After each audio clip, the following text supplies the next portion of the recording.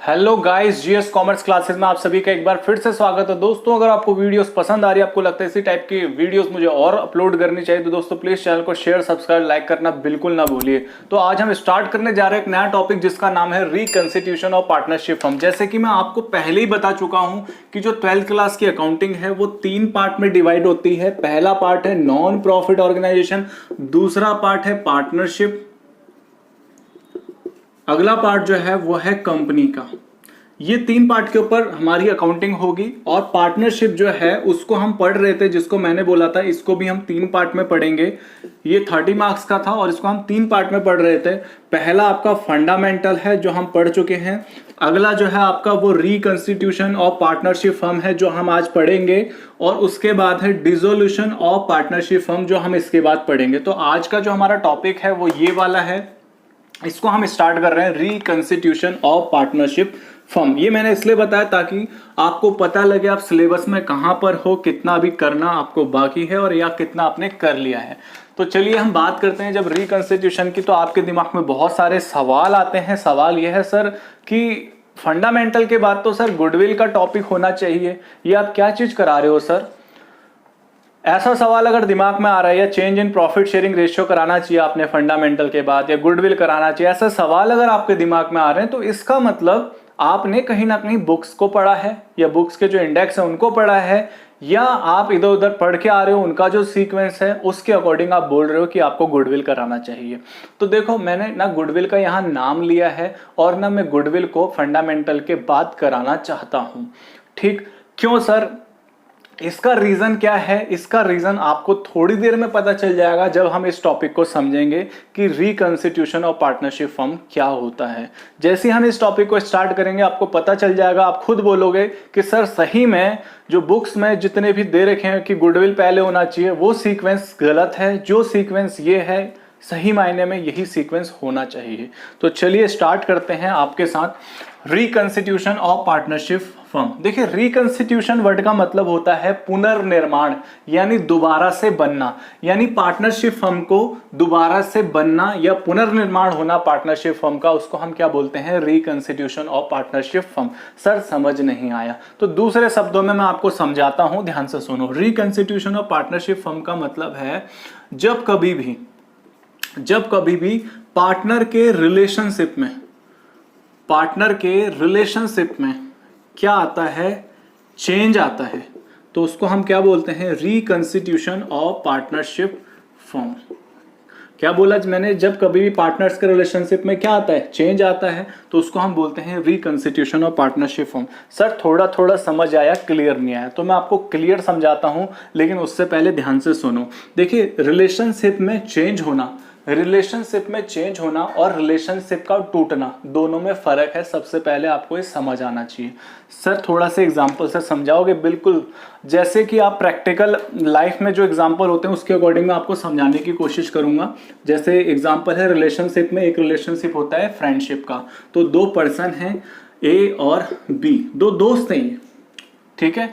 जब 2 दोस्त होते हैं ना, और इनके बीच में जब तक कोई तीसरा नहीं होता, तो इनका देखो एक दूसरे पे बहुत भरोसा रहता है, एक दूसरे को भरपूर टाइम देते हैं, और जब मर्जी एक दूसरे के हर टाइम पर एक दूसरे के लिए अवेलेबल रहते हैं और अपनी हर एक पर्सनल बात एक दूसरे से शेयर करते हैं। चाहे वो दुख हो, चाहे वो सुख हो, एक दूसरे के साथ क्या होते हैं? अपनी बातों को वो शेयर करते हैं। ये एक इमोशनल रिलेशनशिप होता है जो बहुत गहरा होता है। आप इधर उधर वाले रिलेशनशिप मत समझना, मैं आपको फ्रेंडशिप वाले रिलेशनशिप की बात कर रहा हूँ, ठीक है। अब देखो, एक दूसरे को टाइम देना, एक दूसरे से सारी बातें बताना, ए भी ऐसा करता है, बी भी ऐसा करता है ए के लिए। लेकिन देखो कुछ दिन बाद हुआ क्या, एक अच्छा खासा रिश्ता चल रहा है, लेकिन हुआ कि एक नया पर्सन आ गया जिसका नाम है सी, और वो इनके ग्रुप को ज्वाइन कर गए, इन्हें पता भी नहीं चला। थोड़ा थोड़ा करके क्या हुआ, एक नया बंदा आता है और वो इनके बीच में ऐड हो जाता है। अब इससे होता क्या है? इससे क्या होगा? बी सी को टाइम देगा, ए भी सी को टाइम देगा। जो टाइम बी पहले ए को दिया करता था उसमें से कुछ टाइम कम करके अब बी किसको देना शुरू कर देगा? सी को। ऐसा ही जो टाइम ए बी को दिया करता था उसमें से कुछ टाइम कम करके वो किसको देना शुरू कर देगा? सी को। ऐसा होगा नहीं होगा? बिल्कुल। अच्छा, ए और बी ने जो रिश्ता था, जो टाइम देने वाला था, वो कम हुआ नहीं हुआ? हुआ। लेकिन रिश्ता टूटा क्या? रिलेशन टूटा क्या? नहीं, रिलेशन में चेंज जरूर हो गए। अच्छा, अब देखो और क्या हुआ। पहले ए सारी बातें, अपना दुख और सुख, हर एक पर्सनल बात बी को बताया करता था, लेकिन अब उसने कम कर दिया। उसने बोला नहीं भाई, इसको सारी बातें नहीं बतानी बी को। अगर मैं बी को सारी बातें बताऊंगा तो बी सी को तो बता सकता है ना। तो ए सोच रहा है कि मैं नहीं चाहता कि सी के पास सारी बातें जाए। ऐसा ही बी ए को पहले जितनी सारी बातें बताया करता था, अब वो सोच रहा है इसको सारी बातें बताऊंगा तो ये बंदा इसका दोस्त है तो इसको भी बता देगा सारी की सारी बातें। कहीं ना कहीं भरोसा क्या हुआ? कम हुआ। जो एक इमोशनल अटैचमेंट थी वो कम होने लग गई ए और बी के बीच में। पहले जो रिश्ता यहां था, जो लेवल था रिश्ते का, वो ए और बी के बीच में ऐसा था, तो वो रिश्ते का लेवल गिरना शुरू हो गया, वो यहां पर आ गया। लेकिन रिश्ता टूटा नहीं है, रिलेशनशिप टूटा नहीं है। रिलेशनशिप में क्या हुए हैं? रिलेशनशिप में चेंज हुए हैं। ठीक है, पहले जो लेवल था वो जरूर कम हुआ है, वो जरूर टूटा है। लेवल आप बोल सकते हो टूट गया, लेवल कम हो गया रिश्ते का, लेकिन रिश्ता कंप्लीटली खत्म नहीं हुआ। आज भी दोनों रिश्ते में हैं, दोनों यानी फ्रेंडशिप के रिश्ते में हैं। बोलो हाँ या ना? बिल्कुल सर। तो देखो, इसी को ही बोलते हैं चेंज इन रिलेशनशिप। ऐसा आप क्या होगा, ध्यान से सुनना। अब क्या होगा? अब ऐसा और हो सकता है, अब देखो एक नया ग्रुप बन गया, ए बी और सी, तीन दोस्त हैं। एक नया दोस्त जुड़ गया कुछ दिन बाद। नया दोस्त जैसे ही जुड़ा तो अब क्या हुआ? एक नया ग्रुप बन गया। अब ये लोग आपस में एक दूसरे को उतना टाइम नहीं दे पाएंगे जितना टाइम ए बी को दिया करता था, वो टाइम नहीं रहेगा उतना। कहीं ना कहीं टाइम किसके लिए बट गया? डी के लिए भी। जो इमोशनल अटैचमेंट बहुत जबरदस्त वाली बी के साथ थी, वो क्या हो गई? वो आपस में डिस्ट्रीब्यूट हो गई। तो कहीं ना कहीं इमोशनल रिलेशनशिप दोस्तों के बीच में, आप लोगों के बीच में देखने को मिलता है, वो कहीं ना कहीं क्या होने लग गया? चेंज होने लग गया। कंप्लीटली टूटा नहीं, वो क्या हुआ? चेंज होने लग गया। तो ध्यान से देखो इन्हीं चीजों को। फ्रेंडशिप का जो रिलेशन होता है वो कहीं ना कहीं एक इमोशनल रिलेशनशिप होता है, और इमोशन में आकर हम अपने दोस्तों को बहुत सारी अपनी बातें भी बता दिया करते हैं, है ना? बोलो हाँ या ना? बिल्कुल सर। तो अब यहां पर भी देखो इसी चीज को। देखो, हमने क्या बोला कि दोस्तों के बीच में जो रिश्ते में चेंज हुआ, जो रिश्तों में चेंज हुआ, उस रिश्ते को अगर चेंज होने की जगह मैं ऐसे ही बोल सकता हूं कि रिकंस्टिट्यूशन वर्ड बोल सकता हूं मैं, कि इनके रिश्ते में क्या हुआ? चेंज हुआ, या दोबारा से रिश्ते बने। पुराना रिश्ता खत्म हुआ एक तरीके से, एक नया रिश्ता बना। हाँ, रिश्ता टूटा नहीं, रिश्ते का जो इमोशनल लेवल था, जो बड़ा था, वो कम जरूर हुआ। बोलो हाँ या ना? अब इधर देखो ध्यान से, तो आपको थोड़ा उनका रिलेशनशिप समझ आता है, तो यहां पर भी देखो। तो मैं क्या बोल रहा हूं, पार्टनर्स के रिलेशनशिप में जब कभी भी चेंज होता है उसको हम क्या बोलते हैं? Reconstitution of partnership firm. अब रिलेशनशिप क्या है सर यहां पर? क्या यहां कोई इमोशनल रिलेशनशिप होते हैं क्या पार्टनरशिप में? नहीं सर, यहां पर रिलेशनशिप का मतलब है बिजनेस रिलेशनशिप। कौन सा रिलेशनशिप? Business relationship. और बिजनेस रिलेशनशिप, जहां कहीं भी बिजनेस होगा दोस्तों, क्या होता है वहां पर? बोलो, वहां पर सर प्रॉफिट होता है। जहां बिजनेस होगा वहां क्या होगा? प्रॉफिट होगा। प्रॉफिट को और अच्छे से मैं बताऊं तो प्रॉफिट का रिश्ता पार्टनरशिप में किसका होता है? प्रॉफिट शेयरिंग रेशियो का होता है। और प्रॉफिट शेयरिंग रेशियो का हम किस तरीके से दिखा सकते हैं? हम ऐसे दिखा सकते हैं 1:1, 2:1, 3:2, कुछ भी तरीके से, कुछ भी तरीके से हम रेशियो में, परसेंटेज में, अभी बताऊंगा, रेशियो के ऊपर आएंगे। बट इस तरीके से हम क्या कर सकते हैं? इनका रिश्ते को क्या कर सकते हैं? रिलेशन कैसा है? ऐसा रिलेशन है। बोल सकते नहीं बोल सकते? बोल सकते हैं। तो ये जब रिलेशनशिप में चेंज आएगा, पार्टनर के रिलेशनशिप में चेंज आएगा, उसको रिकंस्टिट्यूशन बोल रहे हैं। रिलेशन कैसा है? ऐसा, सपोज ऐसा रिलेशन है। अब ये अगर चेंज होता है तो हम बोलेंगे कि पार्टनर के रिलेशनशिप में चेंज आया, तो हम बोलेंगे कि रिकंस्टिट्यूशन हो गया। समझ रहे हो सर? एग्जाम्पल थोड़ा सही से दो ना। बिल्कुल देता हूं। देखो कैसे, देखो मान लो ए और बी पार्टनर हैं, इनके बीच का जो रेशियो है वो कुछ ऐसा है। समझ रहे हो? वो कुछ ऐसा है। अब हुआ क्या कि इसको हम बोल सकते हैं इक्वल, है ना? जितना प्रॉफिट इसको मिलेगा उतना ही प्रॉफिट इसको ही मिलेगा। मान लो अगर 15,000 का प्रॉफिट आता था सपोज, तो पहले क्या होता था, इक्वल बढ़ता था, यानी 7,500 इसमें बढ़ गया, 7,500 इसमें बढ़ गया। अब थोड़ी देर में हुआ क्या, इन्होंने बोला कि यार हम ना अपना जो रेशियो है उसमें चेंज करते हैं। तो रेशियो कुछ इस तरीके का हो गया ए और बी में। अब जो रेशियो का मतलब क्या है, यहां पर रिलेशन किससे देखा जाता है, रेशियो में, यानी जब कभी भी रेशियोज में चेंज होगा तो हम उसको बोलेंगे कि रिलेशनशिप में चेंज हुआ है। ठीक है, अब रिलेशनशिप में चेंज हुआ नहीं हुआ, हुआ।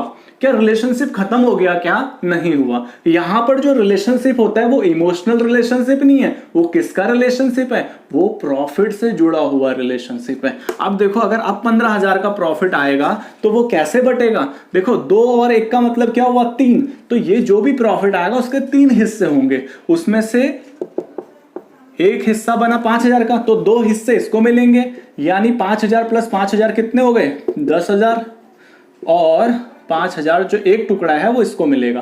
तो टोटल 15,000 हमारा बट गया। ठीक है, रेशियो वगैरह में सिखाऊंगा, मैं आपको जस्ट अभी समझाने के लिए कर रहा हूं रिलेशनशिप को। तो देखो, अब प्रॉफिट का जो रिलेशन था वो क्या हुआ, चेंज हुआ। पहले इक्वल का रिलेशन था, अब क्या हुआ, 2:1 का रिलेशन हो गया।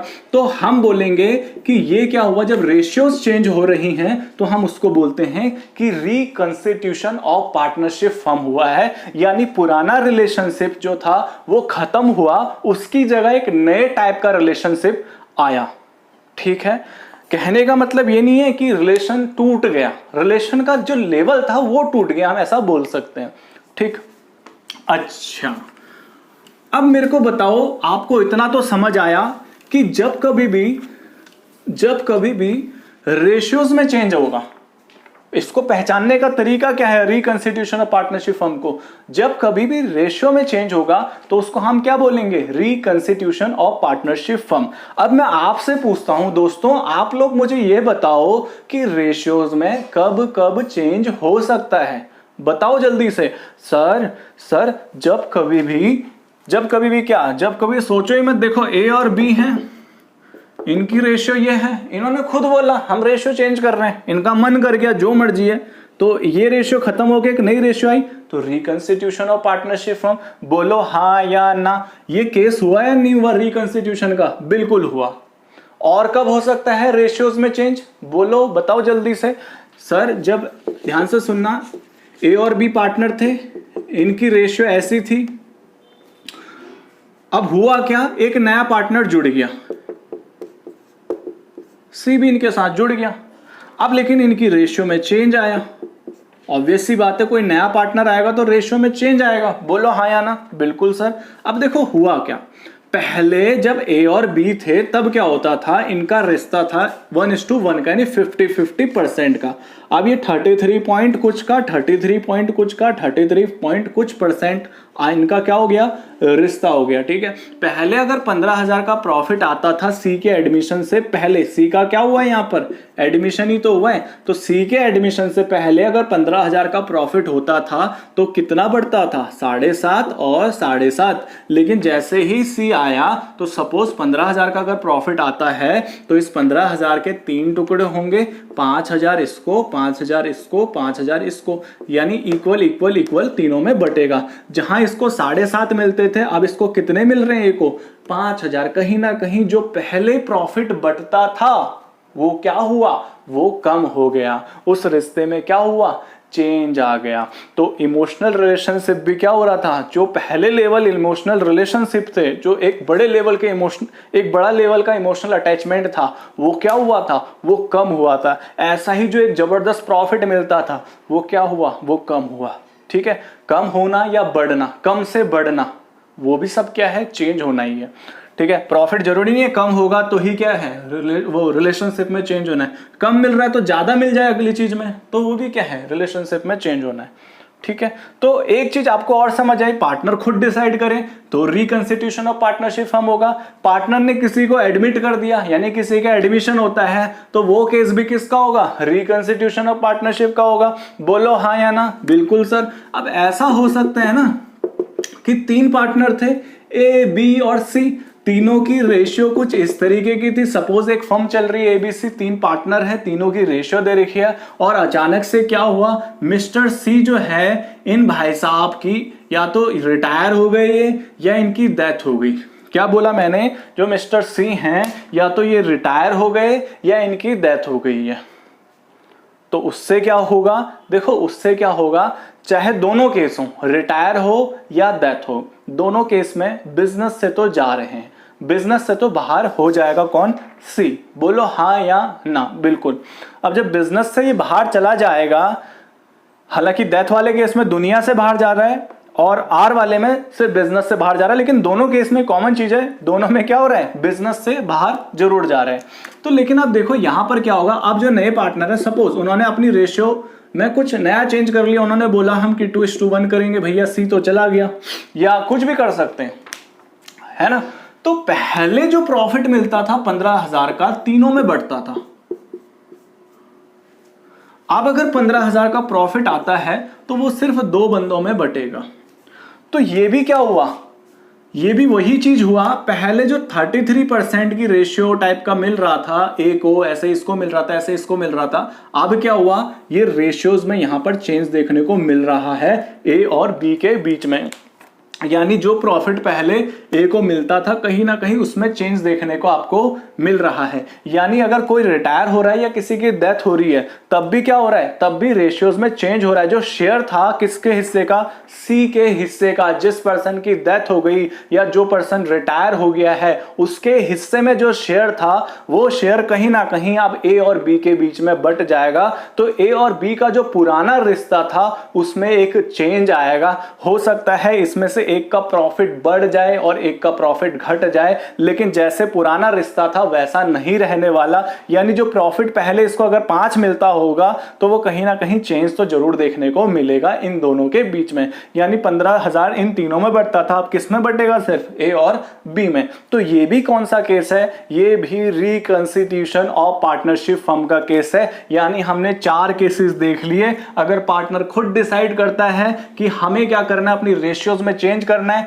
तो वो रिकंस्टिट्यूशन ऑफ पार्टनरशिप फर्म का केस है। अगर पार्टनर किसी को एडमिशन दे देते हैं तो वो भी रिकंस्टिट्यूशन ऑफ पार्टनरशिप फर्म का केस है। अगर कोई बंदा रिटायर हो जाता है तब भी रिकंस्टिट्यूशन ऑफ पार्टनरशिप फर्म माना जाएगा। अगर कोई किसी पर्सन की डेथ हो जाती है, किसी पार्टनर की डेथ हो जाती है, तो वो भी रिकंस्टिट्यूशन ऑफ पार्टनरशिप फर्म माना जाएगा। ठीक है, चलो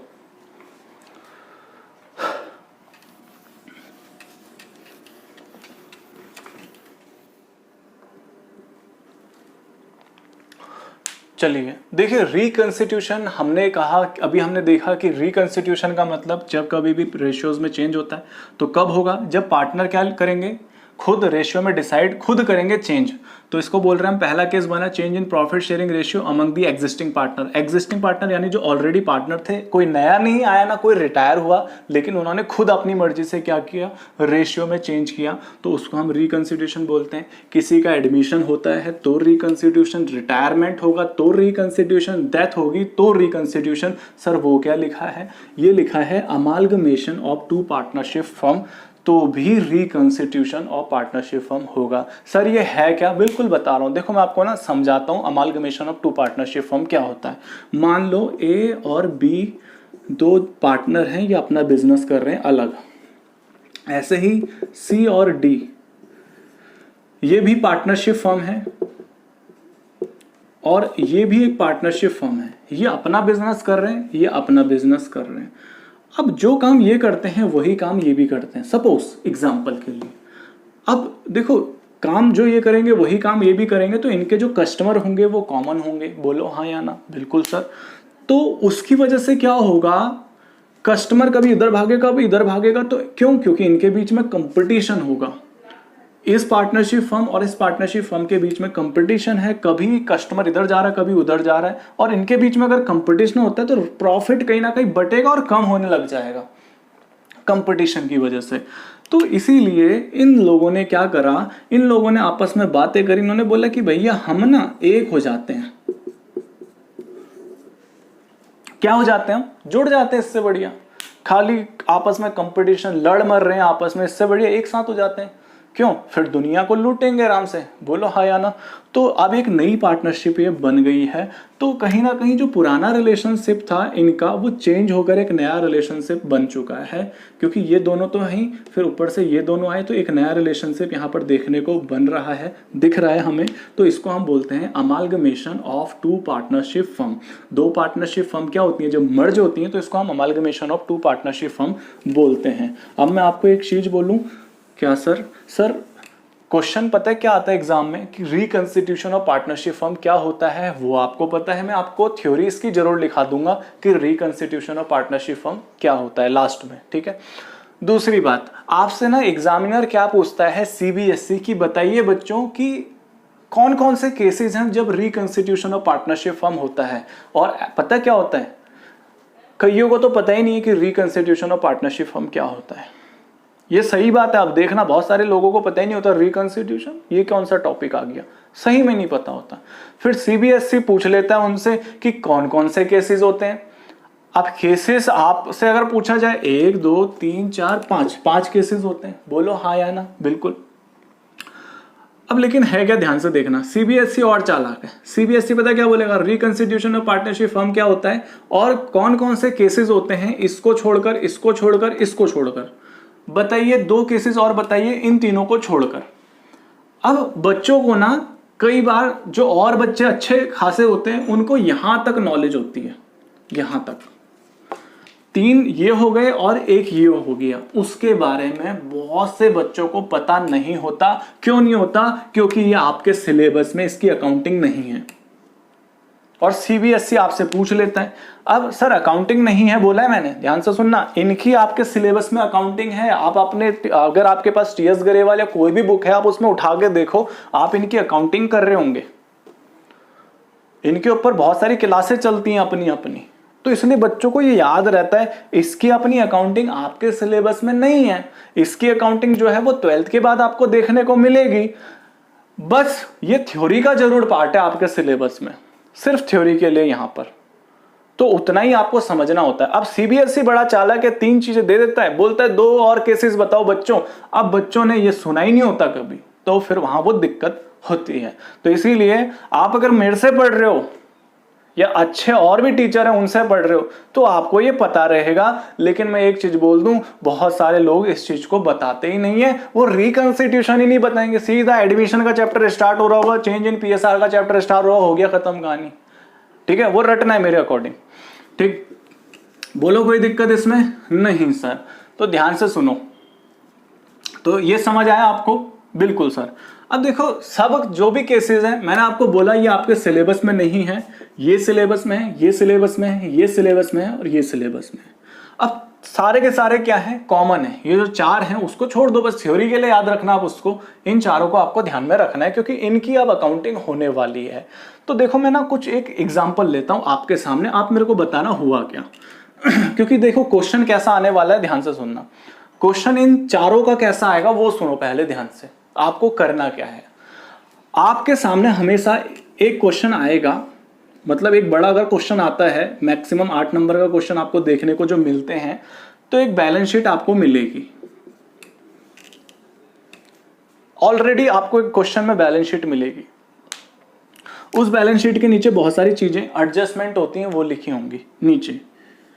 अब आपके सामने जो बैलेंस शीट आई है ना, ये बैलेंस शीट तक तो हम पहुंच चुके हैं जब फंडामेंटल हम कर रहे थे, क्योंकि फंडामेंटल में हमने क्या सीखा, PNL account, PNL appropriation, partners capital, उसके बाद बैलेंस शीट बनाना हमने वहां पर देखा नहीं देखा, तो ये वही बैलेंस शीट है। अब ये बैलेंस शीट आपको क्वेश्चन में दी रहती है, चाहे ये केस हो जाए, ये केस हो, ये केस हो, ये केस हो, 8 नंबर का क्वेश्चन आपके सामने होगा और आपसे बोला जाएगा एक नई बैलेंस शीट बनाओ। अब देखो फर्क क्या होता है, ध्यान से सुनना। मान लो आपके सामने एक बैलेंस शीट है, मैं आपके सामने ना कुछ पूछता हूं आपसे, चलो टेस्ट लिया जाता है आपका। एक बैलेंस शीट ये है जो आपको दी रहेगी और आपको ये वाली बैलेंस शीट बनानी पड़ेगी तुरंत थोड़ी देर में। लेकिन मैं आपसे ना उससे पहले कुछ पूछना चाहता हूं, जैसे कि ये एस कैपिटल लिखा हुआ है इस बैलेंस शीट में, बीस कैपिटल लिखा हुआ है इस बैलेंस शीट में। इस बैलेंस शीट को थोड़ी देर बाद आपके सामने अगर मैं एक और बैलेंस शीट रख देता हूं, ये बैलेंस शीट रखी हुई है लेकिन थोड़ी देर बाद मैं क्या करता हूं, एक बैलेंस शीट और रख देता हूं, एस कैपिटल, बी's कैपिटल, सी's कैपिटल, ये मैंने रख दी। अब मुझे बस ये बताओ आप कि इसमें आपको क्या कंक्लूजन निकल रहा है। अगर आप इसको देखते हो और इसको देखते हो तो क्या कंक्लूजन आप ड्रॉ कर पा रहे हो, क्या समझ आता है आपको? सर 2 बैलेंस शीट है। नहीं, क्या समझ आता है आपको? सर मेरे को ना समझ आता है कि यहाँ 2 बंदे थे, यहाँ 3 दिख रहे हैं, तो इसका मतलब आपको ये समझ आता है कि सी का एडमिशन हुआ है। बोलो हाँ या ना। बिल्कुल। मान लो यहाँ पर 3 बंदे हैं और फिर यहाँ पर 2 हो गए, तो उसका मतलब क्या है? या तो सी की डेथ हो गई या सी रिटायर हो गया। बोलो हाँ या ना। ऐसा हो सकता है ना? बिल्कुल ऐसा ही आपको करना है। जैसे कि मान लो एडमिशन का केस हो, सपोज मैं एडमिशन का एक एग्जांपल दे रहा हूं। एडमिशन का केस है, ए और बी पार्टनर हैं, लेकिन सी का एडमिशन हो गया, तो एक नई बैलेंस शीट हमको बनानी पड़ती है और नई बैलेंस शीट में नए पार्टनर को एडमिट करना पड़ता है। फर्म में तो वो बंदा एडमिट हो गया है, लेकिन नई बैलेंस शीट में भी उसको एडमिशन देना पड़ता है। तो सर ये तो बड़ा आसान है। क्यों? क्योंकि सर एक नई बैलेंस शीट बना के सी को यहां लिखना ही तो है, कितनी कैपिटल लाए यहां लिख देना, पैसा तो सी लेके आएगा ना। अगर नया पार्टनर आ रहा है तो यहां लिख देना जितना भी पैसा लेके आ रहा है। तो सर ये तो बड़ा आसान है। 8 नंबर का क्वेश्चन कैसे हो सकता है? ये आसान बात नहीं है। आप सी को यहां पर जबरदस्ती ऐसे लिख दोगे ना तो यहां पर लड़ाइयां हो सकती है बहुत सारी। एक घमासान युद्ध हो सकता है ए बी और सी के बीच में। सर कैसे? बताऊं कैसे? ध्यान से देखना, ध्यान से सुनो एक कहानी। आप कह रहे हो कि बिना सोचे समझे सी को यहां पर एडमिशन दे देना, यही तो बोल रहे हो, सी को इजाजत दे देना कि भैया तू भी आ जा। लेकिन इसमें लड़ाई हो सकती है। कैसे? ध्यान से सुनो। मान लो आप 2 दोस्त हो, राम और श्याम, एक कमरे में बैठे हुए हो। आप दोनों ने मिलकर आइसक्रीम जमाई है। क्या? आप दोनों ने मिलकर फ्रिज में आइसक्रीम जमा रखी है। दोनों की मेहनत से जमी हुई है, नहीं जमी हुई आइसक्रीम। बिल्कुल सर। अब हुआ क्या, दरवाजे पे खटखट करके आवाज आई, तो राम और श्याम है, श्याम भागा तेज के दरवाजे पे देखा तो मोहन खड़ा था। कौन खड़ा था? मोहन। मोहन कह रहा है मैं अंदर आ जाऊं, ऐसे बोला। तो क्या किया, श्याम ने दरवाजा बंद किया और जल्दी से भागकर आया किसके पास? राम के पास। राम से बोला श्याम ने कि यार देख वो बंदा आया, एक नया बंदा, अगर उसको हम क्या करते हैं एंट्री देंगे तो क्या होगा? हमारी आइसक्रीम उसको जाएगी। बोलो जाएगी नहीं जाएगी? बताओ ना मेरे को। 2 बंदे हैं, राम और श्याम, और एक नया बंदा आ गया मोहन। मोहन को अगर एंट्री दे देते हैं, जो फ्रिज में आइसक्रीम जमी हुई है, फिर वो किसको देनी पड़ेगी? मोहन के बीच में बांटनी पड़ेगी, नहीं बांटनी पड़ेगी? बिल्कुल। तो बाद में लड़ाई मन मुटाव तो होगा ही ना कि यार हमारी आइसक्रीम है, हम दोनों ने मेहनत की इतने दिनों तक, हम सुबह से शाम तक हम वेट कर रहे हैं आइसक्रीम जमेगी जमेगी, इतनी मेहनत करी और अब इसको देना पड़ रहा है मोहन को। मोहन तो अभी आया हुआ है। तो ये लोगों को क्या करना चाहिए? उसको आने से पहले ही इसको क्या करना चाहिए? आइसक्रीम को खा जाना चाहिए। किसने? जो पुराने लोग थे, राम और श्याम ने। बोलो हाँ या ना। बिल्कुल। तो सेम ऐसा ही ट्रीटमेंट यहां देखने को मिलेगा। यहां पर भी ऐसी दिक्कत आ सकती है, लड़ाइयां हो सकती है। कैसे? देखो आप कह रहे हो ना सीधा सी को रख दो। अब मैं थोड़ा सा प्रैक्टिकल बात कर रहा हूं, ध्यान से सुनो। देखो ध्यान से, जैसे ए और बी हैं, एक कई बार ना यहां पर आपने देखा होगा जर्नलिज्म। वैसे तो बहुत सारी चीजें समझाऊंगा मैं आपको एक एग्जांपल दे रहा हूं कि इतना आसान नहीं है जितना आप सोच रहे हो। यहां पर बहुत कुछ करना पड़ता है, इस बैलेंस शीट से इस बैलेंस शीट में जाना। टारगेट हमारा यही होगा कि एक नई बैलेंस शीट बनानी है, लेकिन इस टारगेट को अचीव करना इतना आसान नहीं है। इसीलिए तो ये 8 नंबर का क्वेश्चन है। बहुत सारी चीजें आपको यहां से यहां आने के लिए करनी पड़ेगी। उसमें से एक मैं आपको लॉजिक दे रहा हूं, एक एग्जांपल दे रहा हूं, ताकि आपको समझ आए कि ऐसे बहुत सारी चीजें हो सकती हैं। जैसे कि मान लो, देखो जनरल रिजर्व आपने सुना है। जनरल रिजर्व क्या होता है? जनरल रिजर्व यानी रिजर्व, कुछ पैसा साइड में रखा हुआ है ताकि फ्यूचर में बिजनेस में कोई दिक्कत ना आ जाए। जैसे कि सपोज मान लो इन पार्टनर की जो कैपिटल थी 10,000 इसकी थी, 10,000 इसकी थी सपोज। अब हुआ क्या, इससे पहले जाते, जनरल रिजर्व यहां लिखा है ना, थोड़ा पहले जाते हैं हुआ क्या था। ठीक है, यहां पर मैं ऐसा कर देता हूं, 500 लिख देता हूं थोड़ी देर के लिए, कि मान लो हमारा जनरल रिजर्व कितना है, 500 है। अब इससे ना थोड़ा पहले जाते हैं, जनरल रिजर्व आया कैसे पिक्चर में वो देखो, फिर हम इसकी बात करेंगे आगे। मैं बस ये बोलना चाहता हूं कि सी को डायरेक्टली आप लिखोगे तो दिक्कत होगी। क्यों दिक्कत होगी वो समझा रहा हूं। देखो P&L एप्रोप्रिएशन आप अकाउंट जानते ही हो, आपको पता है कि इससे पहले बैलेंस शीट से पहले पीएनएल एप्रोप्रिएशन और पार्टनर कैपिटल बने थे, बोलो हाँ या ना? बिल्कुल। तो इनका जो नेट प्रॉफिट आया था, सपोज नेट प्रॉफिट आया था इनका, सपोज 1000 रुपये। कितना आया था? 1000 रुपये आया था नेट प्रॉफिट। अब उसमें से क्या हुआ, ध्यान से देखना, उसमें से क्या हुआ, इन्होंने सोचा यार 1000 रुपये आया है तो सारा, और मान लो सैलरी वैलरी कुछ नहीं है सपोज, अब इन्होंने सोचा ए और बी दोनों अगर बांट लेंगे इसको तो इक्वल रेशियो है, सपोज इक्वल रेशियो, तो 500-500 दोनों में बट जाएगा। तो बिजनेस के अंदर जो भी प्रॉफिट आया था वो किस में चला जाएगा? दोनों पार्टनर में चला जाएगा, क्योंकि यहां जाएगा तो कैपिटल में बढ़कर कहां चला जाएगा? बैलेंस शीट की कैपिटल में चला जाएगा पार्टनर्स की, बोलो हाँ या ना? बिल्कुल। तो इन्होंने क्या बोला, इन्होंने बोला यार नहीं, हम सारा प्रॉफिट बांटेंगे नहीं, हम क्या करेंगे, कुछ का जनरल रिजर्व क्या कर देंगे, क्रिएट कर देंगे। तो 1000 में से कुछ पैसे इन्होंने सपोज 500 रुपए साइड में रख लिए, 500 रुपए क्या करे इन्होंने साइड में रख लिए, और बाकी जो बचा हुआ 500 है वो क्या करा इन्होंने, आपस में बांट लिया, टू प्रॉफिट ट्रांसफर टू ए और बी, यानी 250 और 250 रुपए किसने बांट लिए, ए और बी ने बांटे। बाकी ये 500 रुपए कहाँ है, क्या ए और बी में बटा? नहीं बटा सर। तो ये 500 रुपए है कहाँ, ये बिजनेस के अंदर ही है। लेकिन ये 500 रुपए है किसके वैसे? वे वैसे तो सर ए और बी के हैं, जिन्होंने अभी बांटा नहीं, इन्होंने सोचा फ्यूचर में हो सकता है कोई दिक्कत हो जाए, कोई आपदा आ जाए या कुछ भी हो जाए, हमें जरूरत पड़े तो घर से लाने की जरूरत ना पड़े, हम बिजनेस में ही जो हमारा पैसा रखा हुआ है वहीं से उठाकर उसकी पेमेंट कर देंगे। 500 रुपए गुल्लक बना के रख दिया साइड में, ये कहने का मतलब है। अब देखिए ये जो 250 है ना, ये 250 रुपए तो आपके कैपिटल अकाउंट इसके बाद बनता है, आपको पता है पीएनएल एप्रोप्रिएशन के बाद क्या बनता है, कैपिटल अकाउंट। उसमें कहीं ना कहीं ये ऐड होकर कहां चले जाएंगे, इनकी कैपिटल में बढ़ जाएंगे। क्या हो जाएंगे, इनकी कैपिटल में 250 इसमें जुड़े होंगे ऑलरेडी। 10,000 के अंदर 250 इसके जुड़े होंगे और 250 इस 10,000 के अंदर बी के जुड़े होंगे, ये वाले। बाकी ये जो जनरल रिजर्व है, ये जनरल रिजर्व आपका कहां चला जाता है, बैलेंस शीट में। इसके बारे में मैं ऑलरेडी आपको फंडामेंटल में बता चुका हूं क्यों चला जाता है। तो ये जनरल रिजर्व चला गया यहां पर। अब मेरे को एक चीज बताओ, अब यहां तक तो समझ आ गया जनरल रिजर्व यहां कैसे आया। प्रॉफिट का वो हिस्सा जो साइड में रखा है, बटना किसमें था, ए और बी में, जो उन्होंने नहीं बांटा है, किनका प्रॉफिट, इन्हीं का ही है। अब मेरे को एक चीज बताओ, 500 रुपए, देखो एक चीज हमेशा रूल ये बोलता है हमेशा कि जो भी रिजर्व वगैरह होंगे, जो भी रिजर्व वगैरह बैलेंस शीट में होते हैं, वो जो वहां पर ऑनर होते हैं उनका होता है। किनका होता है, जो भी यहां पर ऑनर है, कौन है, ए और बी, तो इन्हीं का ही होगा। और ये रिजर्व अगर फ्यूचर में कहीं यूज नहीं होता तो ए और बी में ही उनके रेशियो में बटेगा, इसमें कोई दिक्कत नहीं। अब यही वो चीज है जिसको हम आइसक्रीम बोल रहे थे। ये किसने जमाई है आइसक्रीम, ए और बी ने जमाई है, नहीं जमाई? बिल्कुल सर, ए और बी ने जमाई है। इन्होंने खुद नहीं खाया, इन्होंने साइड में रखकर जमा दी है। कितना, 500 रुपए।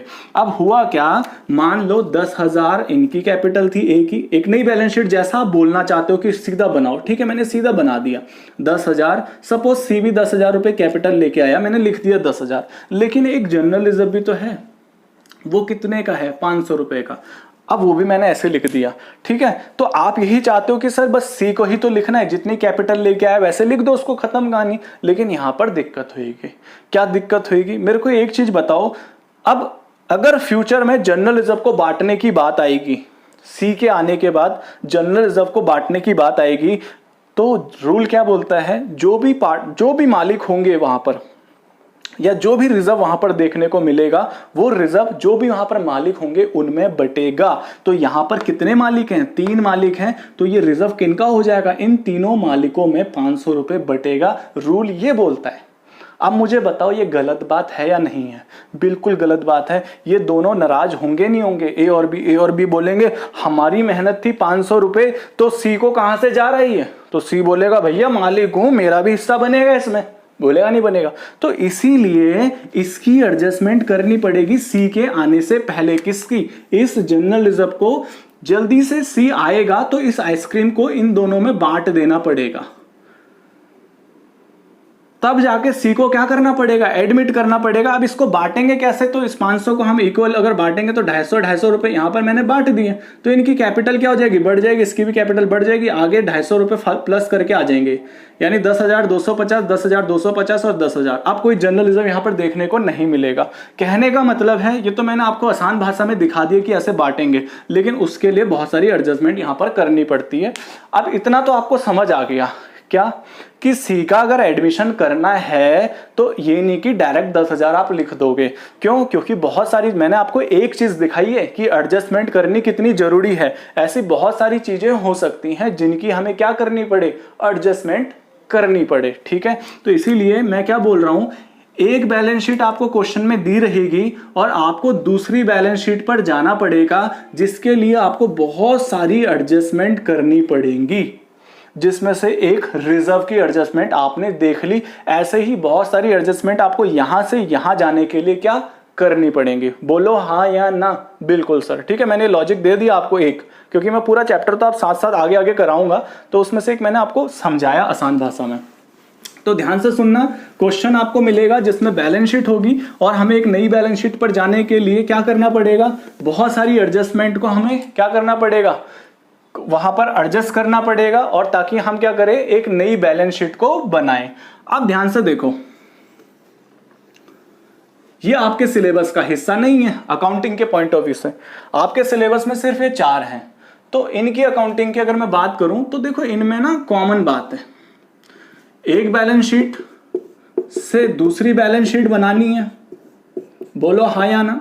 तो यहां से यहां जाने के लिए कॉमन एडजस्टमेंट है, बहुत सारी कॉमन एडजस्टमेंट। चाहे ये केस होगा, यहां पर बैलेंस शीट से एक नई बैलेंस शीट बनाओगे, बीच में एडजस्टमेंट करोगे। ये केस होगा एडमिशन का, एक बैलेंस शीट दी रहेगी, नई बैलेंस शीट पे जाना पड़ेगा। ये होगा तो जैसे कि ए, बी और सी 3 पार्टनर है, सपोज एक बैलेंस शीट है।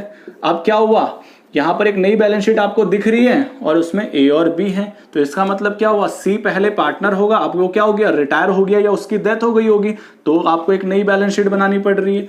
तो पुरानी बैलेंस शीट से नई बैलेंस शीट में जाने के लिए हर केस में आपको करना ही है, चाहे ये केस हो, ये केस हो, ये केस हो, सब में आपको नई बैलेंस शीट बनानी पड़ेगी। और नई बैलेंस शीट में जाने के लिए आपको कुछ एडजस्टमेंट करने पड़ेंगे, और वो एडजस्टमेंट, बहुत सारे एडजस्टमेंट यहां पर कॉमन हैं, जिनको मैं बोल रहा हूं क्या, कॉमन एडजस्टमेंट। कॉमन इसलिए है क्योंकि टॉपिक तो एक ही है। टॉपिक का मतलब क्या है, रिकंस्टिट्यूशन ऑफ पार्टनरशिप फर्म। ठीक है, तो उन कॉमन एडजस्टमेंट का मैं नाम लिख रहा हूं। ये है कॉमन एडजस्टमेंट। आपको पहले ही बोला है, एक बैलेंस शीट आपको क्वेश्चन में दी रहेगी, आपको एक नई बैलेंस शीट पे जाना है और बीच में बहुत सारी एडजस्टमेंट आपको करनी है। क्यों करनी है, उसमें से एक का एग्जांपल मैंने दे दिया है, रिजर्व का। ऐसी बहुत सारी एडजस्टमेंट है और टॉपिक तो हमारा कॉमन है ना, क्या नाम है, रिकंस्टिट्यूशन ऑफ पार्टनरशिप फर्म। चाहे ये हो, ये हो, ये हो, नाम तो सभी का एक ही है, कॉमन नाम। तो एडजस्टमेंट भी इन टॉपिक्स में कॉमन है, जिनको मैं बोल रहा हूं जिनको कॉमन एडजस्टमेंट। जिन एडजस्टमेंट को हमें करना है, चाहे ये टॉपिक उठाएं हम, ये एडजस्टमेंट यहां होंगी, ये वाला टॉपिक करेंगे तो यहां पर भी यही एडजस्टमेंट करके हम एक नई बैलेंस शीट बनानी है। ये वाला टॉपिक जब हम करेंगे, एक बैलेंस शीट दी रहेगी, यही एडजस्टमेंट हमें कर कर एक नई बैलेंस शीट बनानी है। ये वाला टॉपिक होगा, हमें एक बैलेंस शीट दी होगी, तो हमें ये सारी एडजस्टमेंट वहां पर कर कर भी एक नई बैलेंस शीट बनानी पड़ेगी। इसीलिए इनको मैं कॉमन एडजस्टमेंट बोल रहा हूं। समझ नहीं आया, कोई बात नहीं, मैं तो आपको एक ओवरव्यू दे रहा हूं, क्योंकि अभी तो ये चैप्टर स्टार्ट भी नहीं हुए। आपकी बुक में ये अलग अलग चैप्टर हैं, आप देख लो, आपके पास जो भी इंडेक्स हैं आप उनमें देखो, change in profit sharing ratio among the existing partner, admission, retirement, death, ये वाला नहीं है। और एक और चैप्टर जो है वो गुडविल का है, वो कहां पर आएगा वो मैं आपको बताता हूं, ध्यान से देखो। मैं नाम बोलता हूं क्योंकि इनको समझाऊंगा मैं बाद में, तो बस नाम देख लो अभी। पहली एडजस्टमेंट है रेशियो की, रेशियो प्रैक्टिसेस। ठीक है, यानी सब में रेशियो रेशियो रेशियो, तीनों में ही रेशियो सीखेंगे हम। रेशियो क्या होते हैं, किस टाइप के होते हैं, न्यू रेशियो, ओल्ड रेशियो, कुछ ऐसा सीखेंगे। ठीक है, अगली जो क्लास है वो रेशियो के ही ऊपर है। सेकंड एडजस्टमेंट है वैल्यूएशन ऑफ गुडविल। देखो गुडविल अब आ रहा है, जो आप बोल रहे थे ना, कई बच्चे बोल रहे थे सर फंडामेंटल के बाद गुडविल कराइए, तो गुडविल यहां पर एक एडजस्टमेंट है, ठीक है। तो वो गुडविल का जो चैप्टर है वो मैं यहां पर जाके आपको समझाऊंगा, वैल्यूएशन ऑफ गुडविल या ट्रीटमेंट ऑफ गुडविल। उसके बाद reserve and surplus, reserve and surplus जिसमें से जनरल रिजर्व की मैं आपको एडजस्टमेंट सिखा चुका हूं, तो एक टॉपिक ये आएगा हमारा जिसके ऊपर हम रिजर्व और सरप्लस बहुत सारे देखेंगे। ऐसे ही एक्यूमुलेटेड लॉसेस भी, यानी बहुत सारे लॉसेस भी होते हैं, जैसे रिजर्व हमारे पास होता है ऐसे ही लॉसेस भी होते हैं हमारे पास जो हमने नहीं बांटे होते हैं, ठीक। जब इन अभी समझो मत, बस नाम देखो आप, ठीक है, नाम देखना है आपने, क्योंकि तो मैं समझाऊंगा जब इनके ऊपर जाएंगे। फिर अगला क्या है, रिवैल्यूएशन, एक रिवैल्यूएशन का टॉपिक है। फिर अगली जो एडजस्टमेंट है वो है कैपिटल एडजस्टमेंट, ये है कॉमन एडजस्टमेंट। इनके अलावा अगर कुछ एक आध दो एडजस्टमेंट अलग अलग टॉपिक में अगर होती हैं जिनको मैं बोल रहा हूं स्पेसिफिक एडजस्टमेंट, तो मैं वो अलग से कराऊंगा, बट ये आपको हर केस में मिलेगा ही मिलेगा, यानी 85% आप ये वाला टॉपिक पढ़ लो, 85% ये हो गया इसका, एक दो एडजस्टमेंट और होंगी बस। 85 एडजस्टमेंट इसकी ये हो गई, एक दो एडजस्टमेंट और होंगी। 85 एडजस्टमेंट इस टॉपिक की ये हो गई, एक दो एडजस्टमेंट और होंगी, कुछ ऐसे ही इस टॉपिक की।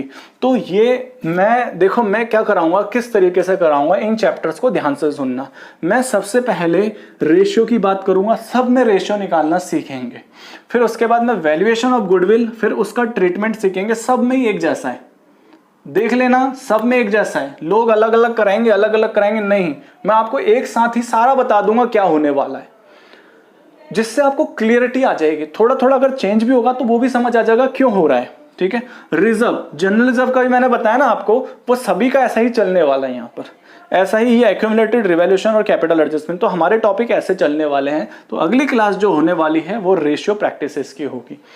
तो इतना आपको समझ आए, ये सिर्फ रिकंस्टिट्यूशन ऑफ पार्टनरशिप फर्म का एक इंट्रोडक्शन था। हमने किस तरीके से अब आगे बढ़ना है वो आपके सामने मैंने रखा है। तो आज का टॉपिक यहीं पर मैं समाप्त करता हूं।